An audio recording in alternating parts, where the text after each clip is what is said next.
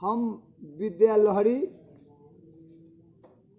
गुरु जी के सदगुरु सदाफल देव आश्रम सिंघही के बीच में आके हमनी के सब भक्तजन के बिटोरबा भैल गुरु जी से श्रद्धा लखो हमनी के दर्शन ला रोज आइले से ये आश्रम में से हमनी के जेमे हमनी के एगो आदेश मिलल बा भजन गावे के सदगुरु सदाफल देव जी के जौन टूटल फूटल शब्द से हम बनेले बानी उगावतानी गुरु जी के दया हमनी के मनावतानी से हमनी पर बरसत रहो।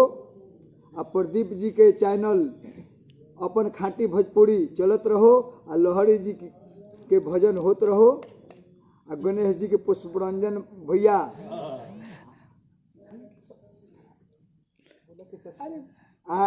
ई सब लोग सहयोगी बा लोग ओम प्रकाश बाबू दोनों प्राणी के तरफ से हमारा बहुत बहुत आशीर्वाद मिलल बा आदेश भी मिलल बा।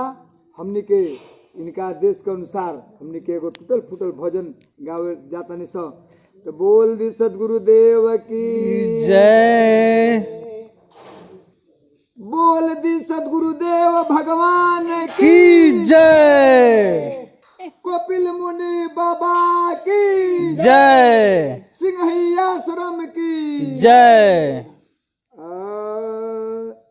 देखी जेकरा स्वामी जी के चरण से संबंध रही ओकरा घर में सुख शांति सब मिलत रही। एगो भक्त कह रहल बा कि जेकर स्वामी चरण से सम बंधु बा ओकर घर में आनंद ही आनंद बा।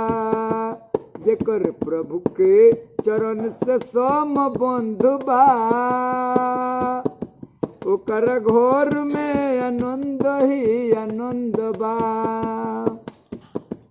जेकर स्वामी के चरण से सम बंधु बा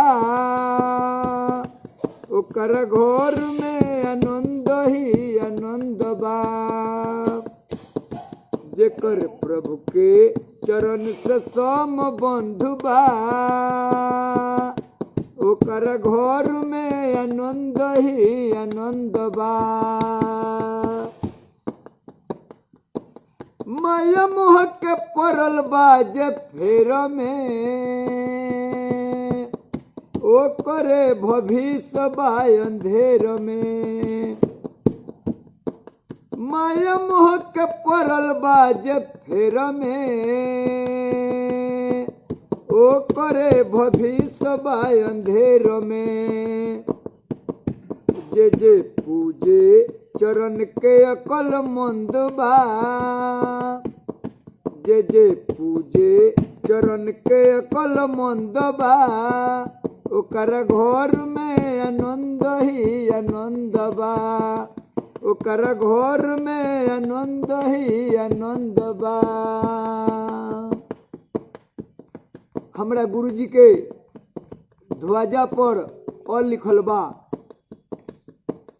ई ध्वजा में इतना शक्ति बा केहू के घर में डाइन के प्रकोप होखे डाइन हरान कैले होखे केहू के घर में रोग बलाई से परेशान होखे केहू के जमीन पर खेत पर झंझट होखे गुरु जी के आत्मा में सुमिर के घरे हवन करा के विद्यार्थी से मंत्र उच्चार के देखे ई ओकर काम सफल होता कि ने एकदम पाका सफल हो के रही वादा बा वादा बा वादा बा।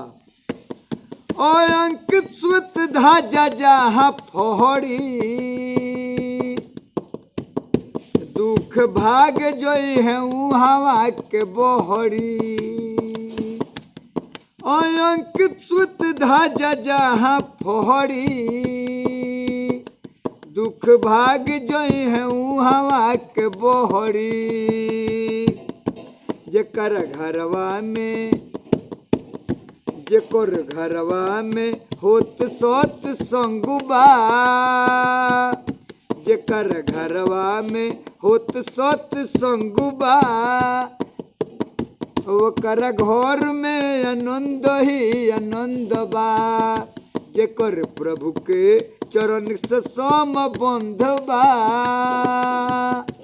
ओकर घर में आनंद ही आनंद बा जेकर गुरु के चरण से संबंध बा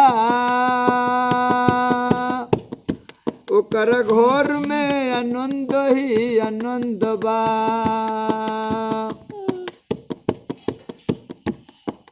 मुनि जी पर ढर गइलन मन से ई जौन सिंहई आश्रम बनल बा मुनि जी के आराधना से बनल बा। गुरु जी के मुनि जी बहुत आराधना कर रही। आज मुनि जी के चारों पैर विकलांग रहते हुए केहू के 50 गो पैर हाथ होखे उ काम ना कैल हुई जो यहाँ के बैठले गुरु जी की कृपा से रचना कर दिले सिंहई आश्रम बना दिले। मुनि जी पर ढर गईनी मन से नाम भइल सिंहई आश्रम के मुनि जी पर ढर गईनी मन से नाम भइल सिंहई आश्रम के जेकर घरवा में होत सत्संग बा जेकर देहिया में तनिक ना घमंड बा ओकर घर में आनंद ही आनंद बा जेकर प्रभु के चरण से संबंध बा ओकर घर में आनंद ही आनंद बा। सदगुरु के चरण से संबंध बा जेकर गुरु के चरण से संबंध बा ओकर घर में आनंद ही आनंद बा। केहू मुखिया भइल सरपंच बा केहू मुखिया भइल सरपंच बा ओकर घर में आनंद ही आनंद बा ओकर घर में आनंद ही आनंद बा ओकर घर में आनंद ही आनंद बा।